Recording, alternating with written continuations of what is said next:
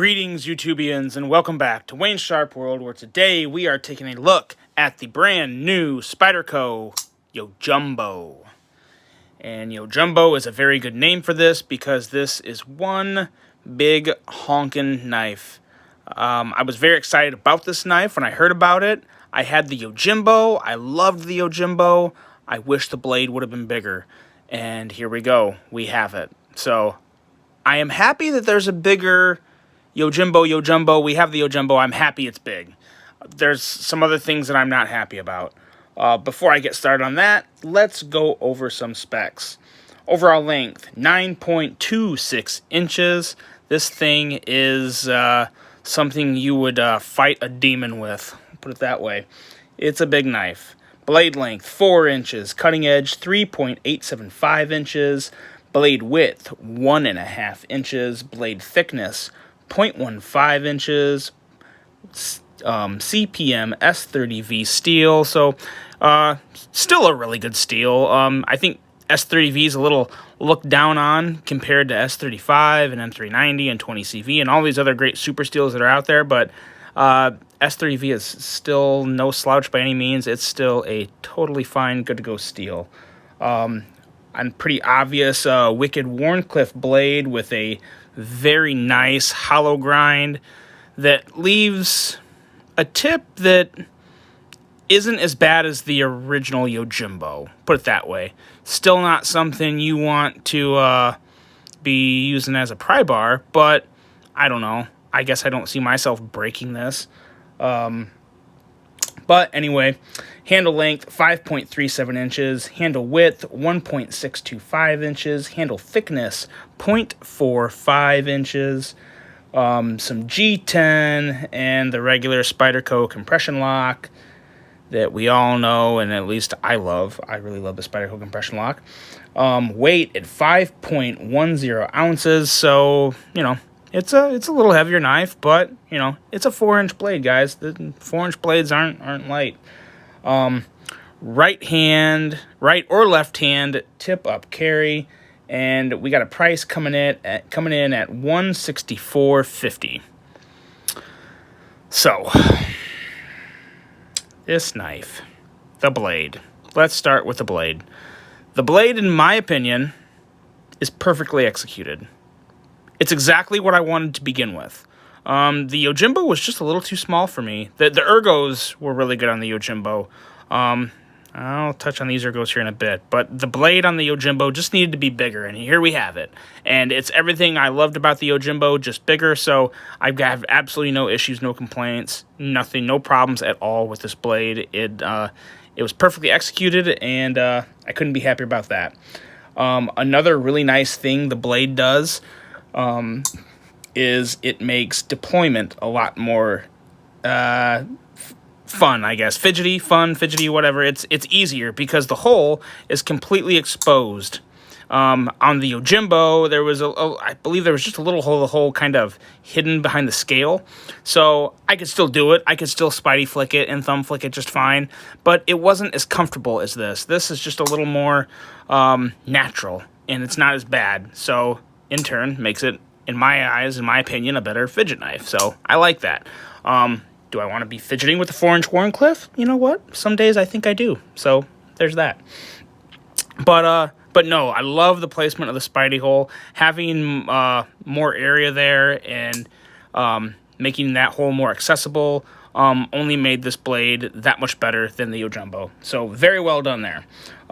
There's really not a lot else to say about this blade. It is what it is. It's unique. It's made for self-defense, guys. So this tip up here, if you're worried about it chipping and being dainty, well, these tips, this is made to go through flesh in worst case scenarios. It is made for self-defense. So you're not going to chip this tip going through some flesh. I don't mean to be direct or offensive or anything. I'm sorry if it came off that way, but that's just what it's meant to be. So S30V is a totally good-to-go steel on this, and any type of dainty tip that anyone's worried about, there's really no need to be. If you're using this for EDC, don't use it as a pry bar, and I think it'll be just fine.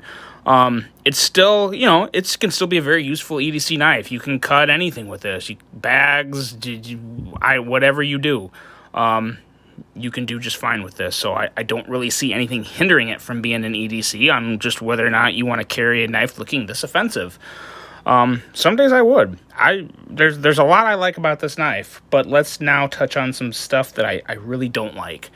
And it basically all lies in the handle of this knife. And I'm going to get this out of the way right now. I don't have a problem with this clip. I really ragged the Spyderco for having this clip. I don't have a problem with this clip on this knife at all. This is the knife. These kind of knives are what this clip is made for. We'll throw a couple quick size comparisons out there. The PM2 can have that clip. No problem there. A regular production PM2 can have that clip. Here's your Shaman. So to give you an idea, there you go. It's pretty big. My Shaman, I even left that clip on my Shaman because I'm okay with it on this. I also am not a fan of the deep carry options for this knife, so I left it on there. I don't hate the clip that much. I just really hated it on the Spyderco. So I'm okay with this clip. My beefs with this knife is not with the clip. But there's that. There's a couple size comparisons to give you an idea. It's just a pretty long, wide knife. It fits my hand pretty well. We'll do one other quick size comparison with something that a lot of people will probably think of when they see this knife, because it is, without a doubt, a cold steely knife. Here's this angry guy that bit me a couple videos ago. So we've made up and are no longer fighting. That is a fight I definitely lost. Still got it. Ooh, where'd it go? Yep. It's healing, though. So, anyway, there's your 4MAX Scout and your AD-10. Definitely looks like something that could be in Cold Steel's lineup if it didn't have that Spidey hole. The Spidey hole kind of makes it a little more Spyderco. But definitely got a Cold Steel feel to it. And that doesn't make me mad because I love me some Cold Steel. But anyway, back to the knife. So, yeah, the clip. The clip is, it is what it is. It's fine. It does its job, its purpose, and no real complaints there. My complaint is with the ergos and the quality of this G10. I don't like this G10. It's really grippy, and my problem isn't necessarily with the grip. It just feels, it's not real flimsy. It just doesn't feel good. And I don't even know if it's the grip. It's kind of, I'm still trying to figure it out. It may be more ergos, but I'm just not used to Spyderco using this type of surface on their G10. I personally like the finer surfaces that was on the Yojumbo and the PM2. I thought I preferred that a lot better. I thought it gave plenty good enough grip, and it was a little more pleasing to me. This is just a much rougher finish, and that's good. I mean, that's what this knife is made for. This knife is made for a self-defense situation. So you want the best grip you can get. So I guess I won't knock them for that. I just personally wish it would have had the regular texture on the G10. I would have liked that a lot more. But, again, that's just me. My biggest issue here is with the ergos on this knife because they're not really great. I wouldn't even call them good. I'd call them average at best. For me, I don't have massive hands. I mean, maybe a little bigger than the normal person, but they're not that bad. This middle section here is really not feeling good to me. Everything else is okay. I really, really wish, if you look in here, this knife is going to be a perfect candidate, kind of like the Shaman. I'm sure you guys have probably seen on some other websites or custom scale places, they kind of smoothed this swell out here to where it's just a straighter line all the way down to the end. I wish they would do that on this knife because you see the liner stops, so you could it doesn't come all the way out to this rounded area here. So you could theoretically cut this off right here to an extent and make it more of just a continuous swoop all the way down to this point.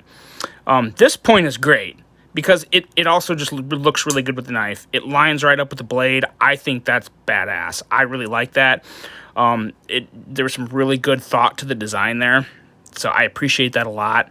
And this actually looks cool the way it is too, but it just doesn't feel good. I wish it did because I don't have any yanks with the with the design and the looks of this knife at all. I think it looks great, but I don't like the feel in hand with this right here. This, to me, this needs to go. I'm really hoping that some custom scale makers, Rogue Blade Works, Sharp Dress Knives, my favorite, I really hope that they can make some custom scales for these, because I'm keeping this knife. I like it that much. I just don't like the ergos. So I'm going to do something about the ergos on this knife. But I would just really like to smooth that out. If I could smooth that out, I think I'd be good, because this is fine up here. You have a nice place to rest your thumb. Like I said, the deep aggressive texture on the G10, it does give a good grip. It's just not my favorite, but that kind of just is what it is. But the ergos just aren't there for me on this yet. I'm gonna do something to make it work, because I like the Yojimbo so much. I always wanted a bigger version, and when I heard it was coming out, I was ecstatic. So I guess I'm not quite as thrilled as I was now that I have this in hand, but I do still like it, and it's still worth keeping for me, because I do like a nice aggressive Wharncliffe, and I'm just going to do something about that. But custom scales on this guy would be perfect. Love to get some type of dark matter or cool carbon fiber, lightning strike carbon fiber or something would be awesome. So onto the action. The action on this one is this particular one there. Spyderco will vary a little out of the box, I think. This one was pretty stiff. So this is a big heavy blade, guys. I'm sure you can see how thick it is off the specs. It is not, well, here we go. We'll compare it with the AD10, which is a pretty beefy sucker in its own right. And as you can see up here, it might even be a little thicker on the Yojumbo, excuse me. Now, granted, it's ground down to be thinner, but it's a heavy enough blade, my point. And I push the compression lock, and it's actually starting to break in a little. But I have to shake it a lot to get it down. It's definitely not that Spyderco drop shutty goodness that we all know and love. But it is definitely, I guess it is breaking in now. Now here we go. See, I have this pushed all the way down, and it's still just sitting there. You have to shake it a little. So this guy was stiff out of the box. Now I haven't opened him up and cleaned it out and put some KPL on there, which I will, and I'm sure that'll probably fix it. But I like to review everything as is out of the box. I don't want to take a knife apart and do anything to it. I want you guys to see the exact product you're getting when you buy one, if you buy one. So that's why I do that. So the action as far as the Spyderco drop shuttiness isn't there yet, but I think it will be. It's a heavy enough blade to where I'm going to be really surprised if it doesn't get there. So I'm expecting it to break in better, but it was a little disappointing being that stiff out of the box. But the action with the thumb hole, like I said before, the placement of the thumb hole really makes this knife a lot more enjoyable for me than the original Yojimbo. I can Spidey flick this all day like a champ. Sounds good, feels good. I can use my thumb. Works just fine. You really feel the force of that blade. If you do any wrist at all when you're deploying this, you really feel it. You feel it hit the back of that as I completely bombed that. But you definitely feel that engagement, that rock solid compression lockup. So that's good. The lockup's always good on Spydercos, especially anything with a compression lock is good to go for me, because it keeps my fingers out of the way from getting cut. Knife Whisperer, thanks again. But no, it's pretty good on the action. I've had better Spydercos out of the box, but this isn't not enough to really get me in a tussle, make me unhappy about it. So all in all, I really do like the Yojumbo. Like I said, I plan on keeping this one because I've always liked the looks of the Yojimbo, and I wanted the bigger version, and now I have it. But I guess my overall thoughts are what could have been a grand slam, home run grand slam out of the park for Spyderco, kind of turned into a double with an RBI, maybe. Good, not great. I just wish these scales would have came out a little different. I wish this would have felt better in hand. If it would have felt better in hand, that would have really made it a much more enjoyable piece for me. I still enjoy it. I'm going to enjoy it a lot more when I do something here about this. And ergos are a huge part of a knife for me. So that's why I'm stressing this. That's why I'm being a little more critical of this, because like I said, the blade is perfect. The blade's absolutely perfect. The compression lock's good as always. I'm totally fine with this clip. I just really am not a big fan of the ergos on this guy right now. But we will fix that. We will fix that, and I'll give a little update to you guys on Instagram on how this guy turns out whenever I do it. It's not something I'm going to be doing right away, but something I do plan on doing to this guy indeed. But overall, I do like it. I like it a lot. I'm going to love it when I fix these scales.